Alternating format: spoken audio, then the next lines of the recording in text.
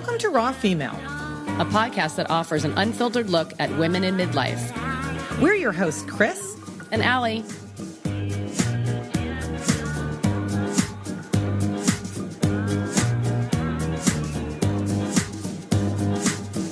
Hey, Al. Hey, sister. Hey, today we have on Amanda Thebe. She's been a fitness and nutrition expert for 3 decades, and she's also all about being proactive about women's health. She also wrote a book called Menopocalypse, How I Learned to Thrive During Menopause and How You Can Too, which I know, Kris, you and I both read cover to cover, which was amazing. Yeah, great hacks, lots of great information. She tells us what's happening in menopause and what to do about it. And she's got tons of takeaways. She's not into gimmicks. And she also has a website called fitandchips.com. So you can look at her there as well. She's got tons of stuff on social, and she's just a great, reputable resource. So let's get to part 1 of our 2-part series. Great.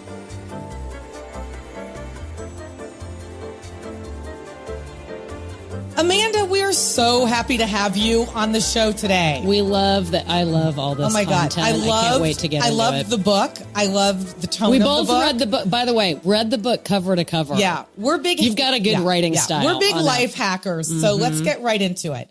Can you tell us, and I know you've told this 100 times, but what led you to write Menopocalypse? I am never in a million years. By the way, first of all, thank you for having me, ladies. I'm a huge supporter of yours. I know you're on a mission Thank you. I love what you stand for. I always wanted to write a book. I think, all of us feel like we've got a book inside of us. I always thought it would be about travel or culture or something that is like exciting, but I wrote one about menopause, but it wasn't on my target to do. But I ended up writing it because, I'm very deeply entrenched in the fitness and wellness world for my sins. It's not a very pretty place to be. Sometimes it's very frustrating for somebody like me. And for those of us that are trying to have a sane voice with a balanced view on, how to get fit and stay healthy without all of the bells and whistles and gimmicks that are out there. And I found that when I started going through perimenopause, as I talk about this at the beginning of the book, I just had a couple of years where I was really unwell. My quality of life was completely impacted. It even impacted my relationship with my husband, my children, and my friends. It was just wretched. And the doctors I saw all wanted to help me with with the symptoms I was presenting with, but none of them were experts in hormones. None of them said, maybe this could be perimenopause. It was never a conversation. And it was a by chance conversation I had with an annual checkup that my gynecologist said, these are definitely perimenopausal symptoms and they're valid and I can help you. And so I was like, how is it I'm so well tuned with the body and I'm so like in tune with myself and food and nutrition and movement, but I didn't have a clue. Right. That this and you was were coming. 43. So, right. 42. Right. 40, so it wasn't, 42, 43. Yeah. It was unusual that I think it's unusual that it's not on all of our radars, but it isn't. Yes. I was he said, are you in menopause? And I was like, I actually said, I couldn't believe it. And he started laughing and he went, well, why would you say that? Have you had any hot flashes? And I was like, will you stop? Right. Like, this is not something that happens to and he was like, it very much is. And so after that, I went down the perimenopause rabbit hole, started writing a lot about this for different platforms, ended up gathering a lot of research and a body of work, and it just sort of came together in a book. But I felt that way and felt very isolated and separated from everybody when I was going through it. And what's happened since I've wrote the book, and I have a community as well, I chat with other women, they're all saying the same thing. I've never felt so alone in all my life. The information's so difficult to find. Blah, blah, blah, blah, blah. It's like rinse and repeat. What symptoms were you having, I guess, at that time? And what symptoms are you seeing now that you've written the book and done all that? Is there a commonality with the symptoms that are out there? And what symptoms did you have that were getting into that space? Like, oh my God, I am going through perimenopause. You're right. Well, I mean, that's a really great question, because if we were to think without any basic knowledge, just from what we hold our beliefs inside of us, we believe that menopause is about maybe some hot flashes and mood swings, right? It's pretty much it. Your period stop, blah, and that's it. And what happened to me is I got really bad vertigo to the point where I couldn't walk. I had to crawl on my hands and knees, and then I was puking everywhere, and I lost feeling in my face only down the right side, and it ran down to my hands, and I literally thought I was having a stroke. And when it cleared up, it kept happening over and over again, and I couldn't work out why. It didn't make any sense. There was no pattern to it. There was no cycle to it. I'm really good at recording things, and so when I looked back at how frequent it was happening, I was having these episodes 3 to 5 times a month and there was no rhyme, no reason about them. And so when I presented to my doctor initially, he said, we need an MRI scan. You need to see a neurologist. We need to rule out anything serious. Right. And he was really helpful. He wanted to help me. And then, other things started, and it turns out I have migraines with aura, which is a really typical symptom of menopause. Well, see, now I never knew that until I read your book. Well, I know. Let's be honest. Yeah. I would guess that most women, I'll say I'm like average woman, right? I actually thought menopause was like your period just stops. And honestly, you get dry. And you get dry. Yeah. I had no clue, because I've had joint pain recently, and I'm like, I had no clue that that's part of, there are all of these symptoms that are part of menopause that we're not, the medical professionals aren't trained on. We don't know. We're not socialized to even talk about it. So that's changing. Do you think so? Okay. So just to circle back to the symptoms. Yeah. So you had what you say are common to me in my lay view. Wow. Wasn't, my understanding is that they're not common. What other symptoms can you outline? Well, yeah. So for me, they weren't common. I'd never had them before. And because I never got a headache, I even said to my mom, what could this be? And it was only about 4 years later, she said, when I went through menopause, I had the worst migraines ever. And I was like, bloody hell, mother. And she went, but you never got a headache. So these mothers are not helpful. They are not helpful. That generation was on lockdown. They were on lockdown. We love our mom too, but we totally dropped the ball on that. I have not yet met a mom that has informed her midlife daughter about reality. But my gran, when I went on the phone to my gran said to me, she's not with us anymore, unfortunately. She's always been like the female influence in my life. And I had this one time where I had this alien birth. And then it lasted for 30 days, and I literally thought I was hemorrhaging. And she just was like, it probably is like a last salute to your periods, darling. It's probably like you flushing out and going through menopause. And so my gran was my open, and I talked to her about it, and she was very helpful.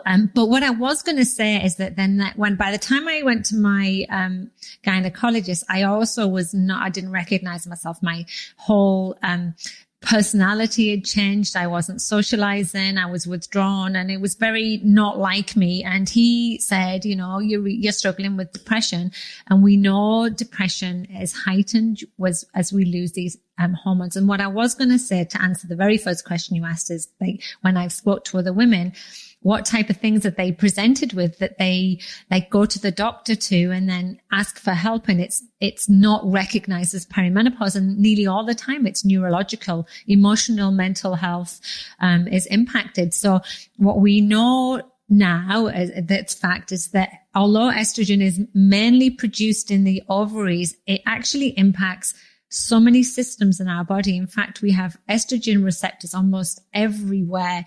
We have them that cross the blood-brain barrier. And so when women start struggling with cognitive health, brain fog, losing words, losing the ability to actually just have conversations without going into having panic attacks, like depression, anxiety, all of those are some telltale signs that they're having symptoms of perimenopause, as is migraines, all like neurological, right?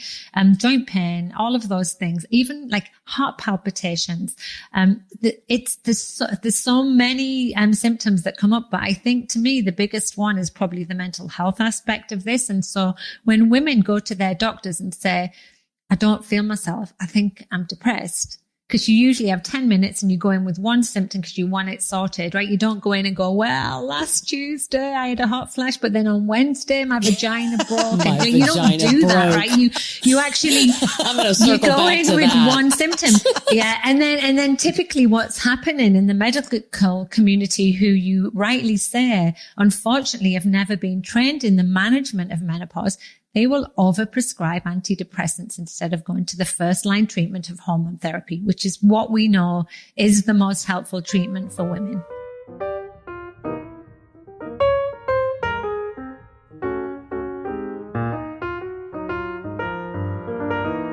So what did when you went in and you had this conversation, what did your doctors actually say? Like, you said you had a good, it sounds like you had a good doctor. A good gyno. It was the gyno. It was the gyno. I'd already been through a series of, I'd already been through a series of other specialists who were really good at what they did. But they were looking for something else. Yeah. And so my gynecologist was a really old guy that when you went in, he was like, wham, bam, thank you, ma'am. And then you literally had no time to ask any questions, but he could see that I was like, there was something wrong. And he said, do you want to talk to me? I'm on my lunch. I'll eat my sandwiches and you can tell me about it. It was like the most, it was just lovely. That. It was cause I literally dismissed him for the last few years I'd seen him. And then he said to me, I see 10 women like you every day. This isn't like, it's not my first rodeo type thing. And bearing in mind, I was like about 43, 44 at this stage. I'd been struggling for a few years. He then said to me, I can help you and I'd like to give you hormone therapy because that's what's going to help your symptoms. It will help with the depression and it will also help with your migraines. And any other symptoms that might show up, it'll help sort of like calm all of those hormones down, such that type of thing. And I went, oh, now you want to give me breast cancer? Right. Because that was literally the place I went to. Right. Well, and that narrative has been out there for a long time. Right. Do you want to talk a little bit about that? Because it's interesting that you led with this. I did. And I want to hear what you found out. Because the one thing I have to tell our listeners about Amanda is that she does her homework. Mm-hmm. So she may not be a medical doctor, but she vets her stuff like nobody's business. Yeah. Right. So, like that conversation ended sharply. I stopped it. I wouldn't even let him explain. That's just me. I'm a bit of an arsehole sometimes. And I also had had a bad 2 years and I just wanted him to give me something that I was prepared to take. He gave me an antidepressant and the antidepressant obviously was going to help with the depression. And he also said, the off-label benefits can help with hot flashes and cold flashes and night sweats. And there are some antidepressants that do have off-label benefits that are a valid treatment option. So anyway, I took that option, went down the perimenopause rabbit hole, completely changed my stance as soon as I became informed. And it's really important that we're allowed to do that, right? I think that as soon as make a stance, I will never take hormone therapy, then that type of stance, you need to have valid information as to why. I went in there with misinformation and invalid beliefs. I also remember my mum going through it and saying, you're not taking it, you're having herbal stuff. I just was so scared about it. I then just with my work and my articles and stuff, just started finding experts and they found me, and I'm talking about medical experts. So even in my book, I never ever give medical advice. I'm very much aware of what lane I stand in. I understand my scope of practice, but I am able to relay what the data is out there. I literally collected data from all of the medical professionals that matter right now. There's a whole lot of menopause experts. Dr. Avram Blooming from who wrote Estrogen Matters. Got that there. It's a brilliant book. And so I spoke to all of these experts, completely changed my stance on it, and then tried to share this with women because especially here in the US, it's so very difficult to understand what it means for hormone therapy. So we first of all have this stigma that it's going to cause breast cancer.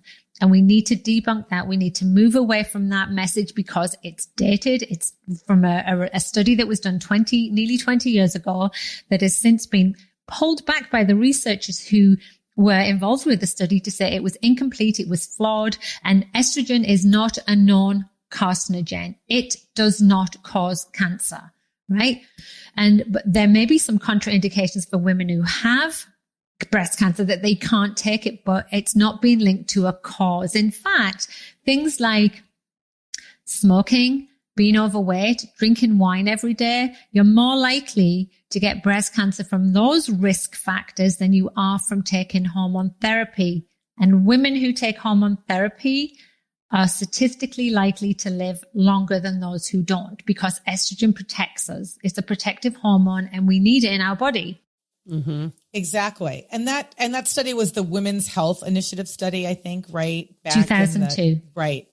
And I think a lot of gynos still quote that just offhandedly. When you go in and you ask for hormone therapy, they'll say, oh, if I'm going to give it to you, but only for a little bit because it's blah, blah, blah. So, well, it's a little bit of a trickle down, right? Is that was there. They haven't had training. Like, isn't it some small, teeny tiny percentage of those doctors are getting a teeny tiny percentage of menopause, like training for women going through menopause? It's actually frightening how little. It's a disservice to women. And if this was men going through this, if all of a sudden at 45, a man's penis deflated and went floppy, then they would have that fixed. I mean, Viagra's been out for ages. It's the biggest drug out there now. Yeah.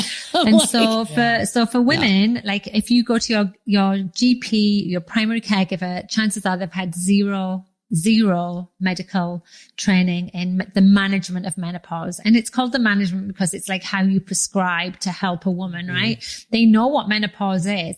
And they've got these old beliefs that, it can cause breast cancer and a woman should be on for the smallest dose for the shortest period of time. That's just an arbitrary statement that was put out there just to placate women. There was there's no science behind that statement at all. And so when you go to a gynecologist as well, you may think, I'll go to a women's health expert. They're going to help me.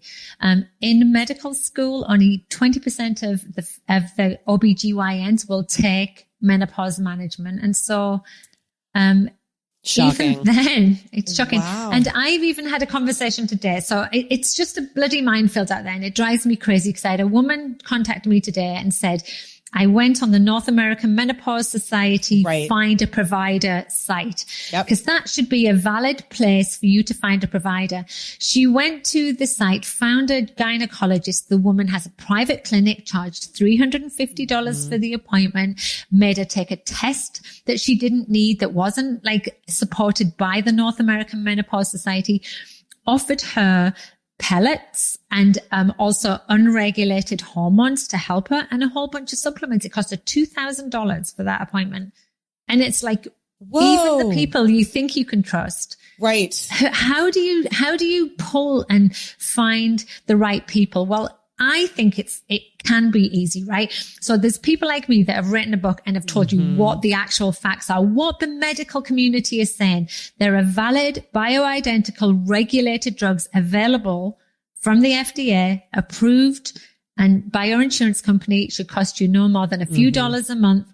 And the testing you need is not required. Like, you literally should be able to present with your symptoms unless you're really young or really old, and be prescribed help based on your symptoms, because the actual treatment options are very, very simple. Oh, really? What the doctors give you are a very low level of estrogen, usually transdermally, meaning via the skin, which is our largest organ, and it bypasses the liver that way. So you can have gel, patch, or spray.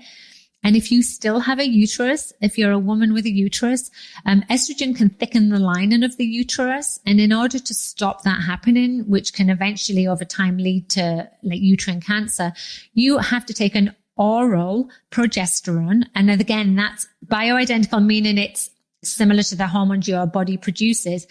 And that can help protect the uterus. And so that's like standard practice. And so, so when you're being fed, it's a money-making scheme. It drives me crazy. I find it really disheartening. But if you can go to a doctor with facts and say, I know what I want. I know the FDA have approved drugs. I'd like to try them.